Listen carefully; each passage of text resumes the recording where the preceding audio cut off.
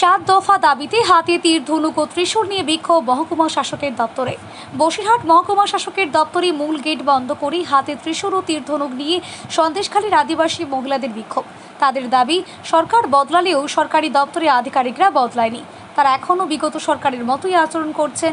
আদিবাসী সম্প্রদায়ের মানুষের জমি দখল, বাড়ি লুটপাট সহ একাধিক অত্যাচার হচ্ছে তাদের উপর। সেই বিষয়ে বসিরহাট মহকুমা শাসকের কাছে লিখিত অভিযোগ জানিয়েও কোনো সুহা মেলেনি। তাই বাধ্য হয়ে তারা আজ 7 দফা দাবি নিয়ে মহকুমা শাসকের কাছে ডেপুটেশন দেবেন। সন্দেশখালী আদিবাসী নেতা সুকুমার সর্দার বলেন, রাজ্য সরকার বদল হয়েছে, কিন্তু এসডি অফিসে এখনও যেসব আধিকারিকরা রয়েছেন তারা এখনও বদলায়নি, তাই অবিলম্বে তাদেরকে অন্যত্র বদলি করতে হবে।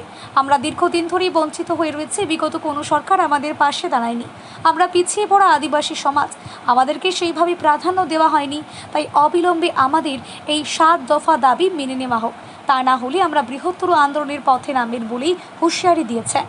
সরকারি আধিকারিকরা মনে করছে যে আমরা আবার মানুষকে লেলিয়ে দিয়ে আমরা মিডিয়াতে, নেটে, আমরা অনলাইনে প্রচার করে কুৎসা রটিয়ে সরকার ফেলে দেব, হয়তো পড়ে যেতে পারে আধিকারিক ভাবছে।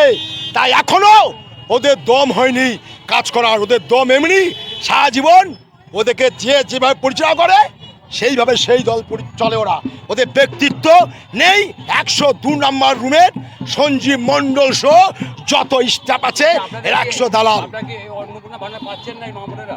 অন্নপূর্ণা ভান্ডার কিছু পাচ্ছে, কিছু এখনো রেডি হয়নি। আশা করি সবাই পাবে অন্নপূর্ণা ভান্ডার, শুধু সময়ের অপেক্ষা, ধৈর্য রাখতে হবে। আর ধৈর্যের বাঁধ ভেঙে দিচ্ছে এই টিএমসির কিছু নেতা আর আইপিএস অফিসের চামচেগুলো। তার জন্য আজকে কেন শুরু হচ্ছে না? শস্যের মধ্যে ভূত ঢুকে চোরগুলো এসডি অফিসে বেশি। আপনি বলুন কতবার এসছি, চোরকে শুধানো যায়? চোর যদি নিষ্পত্তি হবে সেদিন চোরকে শুধা যাবে।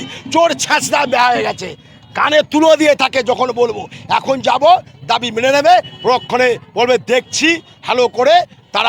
ওরা একটি ঘরেই বসে থাকবে, কাজ করার মানসিকতা নেই। বিশেষ করে সব থেকে বাজে বসিরহাট এসডি অফিসের স্টাফগুলো 102 নম্বরের। তো আজকে যাব 7 দফা দাবি নিয়ে। এই দাবি যত সময় শুরু হবে তত সময় আজকের আন্দোলন চলবে। আগে যে দাবিগুলো দিয়েছি সেগুলো তো আছে। আজকে যে মূল যেটা দাবি আজকে দেব আমরা, সন্দেশখালী 1 নম্বর 2 নম্বর হিঙ্গলগঞ্জ ব্লকের নদীর বাঁধগুলো ভেঙে বহু গ্রাম প্লাবিত হয়। অনতিবিলম্বে কংক্রিট বাঁধ দিতে হবে এবং বাঁধ করার সময় যে ব্যক্তিদের আয়তি সম্পত্তি পড়বে, ঘর পড়বে, তাদেরকে অন্তত সেই মূল্য দিয়ে বাঁধ করতে হবে। সন্দেশখালী ব্লকের বেরমুজি অঞ্চল সম্পদের সাথে বাড়ির পিছন দিয়ে দীর্ঘদিন আসা যাওয়ার রাস্তা ছিল, সেটা কাটাপালা দিয়ে এক শ্রেণীর মানুষ আটকে দিয়েছে, তাদের আসা যাওয়া করতে কষ্ট হচ্ছে। এবং সরকারি যেটা ঘর পেয়েছিল, ঘরটা করতে বাধা দিচ্ছে শ্যামপদ মুন্ডাকে। তাই ওই ঘর যাতে করতে পারে এবং রাস্তা যাতে পরিষ্কার হয়, মূল একটা দাবি।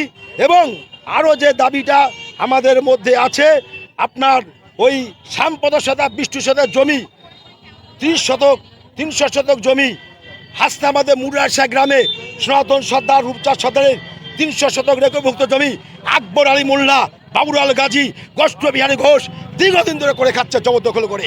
এই জমি ফেরতের জন্যে এইচডিওর কাছে যাব। এবং আরও 33 শতক জমি সরকারি খালদারের পাশে ওই রামপুরের লোক শ্যামাপদ বিষ্ণুর জমি তারা জবরদখল করে খাচ্ছে। এই জমি সংক্রান্ত কেস এবং এসটি সার্টিফিকেট, পানীয় জল, রাস্তা এবং অন্যান্য দাবি নেই। আমরা 7 দফা দাবি নেব, মাননীয় এসডিও সাহেবের কাছে যাব। যত সময় কার্যকরী হবে তত সময় আমাদের এই বিক্ষোভ চলবে। ভারত মাতা কি, বিশ্বা মুন্ডা কি, সিধু কানু কি, রক্ত দিল যারা, প্রেরণা কিছু তারা, ভারত মায়ের আদিবাসী সন্তান দ্বারা।